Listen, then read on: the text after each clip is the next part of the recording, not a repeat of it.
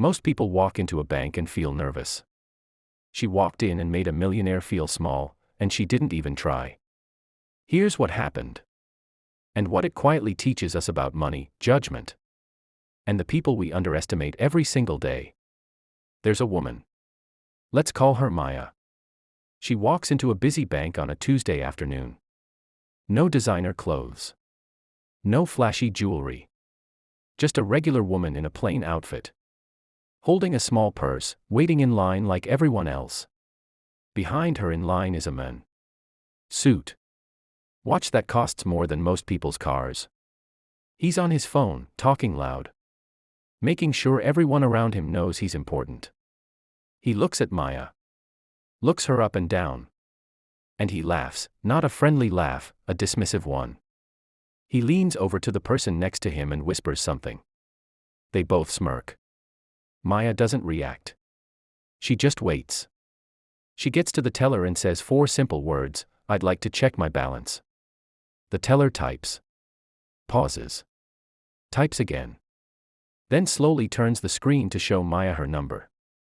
The man in the suit, who had been hovering too close, still half watching, sees the screen too.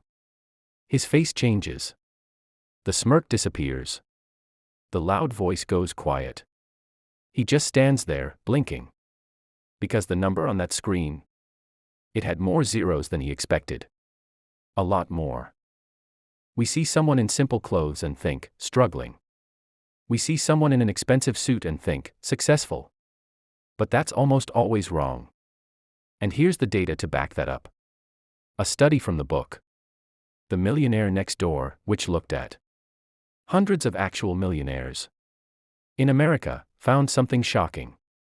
Most millionaires don't look rich. They drive used cars. They shop at regular stores. They live in normal neighborhoods. The people living in the biggest houses and driving the flashiest cars, most of them are in debt. Deep debt. Trying to look wealthy while quietly drowning. In fact, the study found that the average millionaire lives well below their means. They don't spend money to impress people. They spend money to build more money. Maya understood this. The man in the suit did not. So how did Maya get there? How does someone walk into a bank, quietly, simply, without any of the expensive signals we associate with money, and have a balance that stops a smug millionaire mid-laugh? It usually starts with one decision most people refuse to make. The decision to stop looking rich and start being rich. See, there are 2 types of people when it comes to money. The first type earns money and immediately thinks about how to spend it. A new car. New clothes, a nicer apartment. Every raise becomes a lifestyle upgrade. Every bonus gets absorbed. This is called lifestyle inflation. And it's the reason most high earners are still living paycheck to paycheck. Studies show that 1 in 3 Americans earning over $150,000 a year still describe themselves as living paycheck to paycheck. That's not a joke. That's a real statistic. The second type earns money and thinks about how to keep it and grow it. They live on less than they earn. They invest the difference. They don't care what anyone thinks of their car or their jacket. They're playing a completely different game. Maya was playing the second game. The man in the suit thought he was winning the first one. The thing that most people miss about building real wealth is that it's boring. Nobody makes a YouTube video about someone quietly investing into index funds every month for 15 years. Nobody talks about the woman who packed lunch instead of eating out and put the difference into a brokerage account. It's not exciting. It doesn't make for good Instagram content. But it works. Compound interest, which Einstein allegedly called the 8th wonder of the world, is brutally simple. You put money in. It grows. Then the growth grows. Then that growth grows. Given enough time, even small amounts become enormous numbers.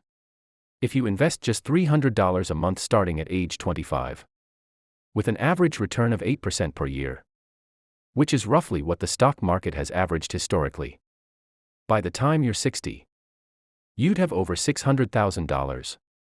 Not because you earned a crazy salary, Just because you started.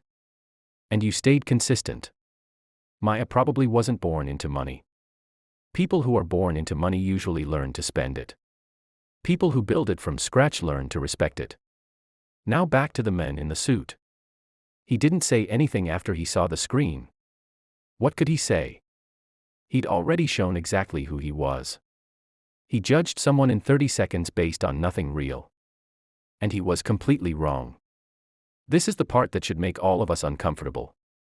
Because we've all been that man in some version of our life. We've all looked at someone and made a fast decision about them.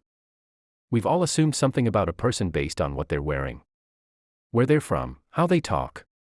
And we've probably all been Maya too, quietly doing the work. Not asking for anyone's approval. While someone nearby is laughing at us for reasons that don't make any sense. The question is, which one are you choosing to be going forward? Here's the summary of everything that matters from this story. Real wealth is quiet. The loudest person in the room is rarely the richest. The flashiest car in the parking lot is usually financed. The person you overlook in line might have more in the bank than everyone else in the building combined. Stop spending to impress people who don't care about you. Start investing in a future version of yourself that you actually want to meet. And the next time you feel the urge to judge someone based on what they look like, remember the men in the suit. Remember how fast that smirk disappeared. Because the screen never lies.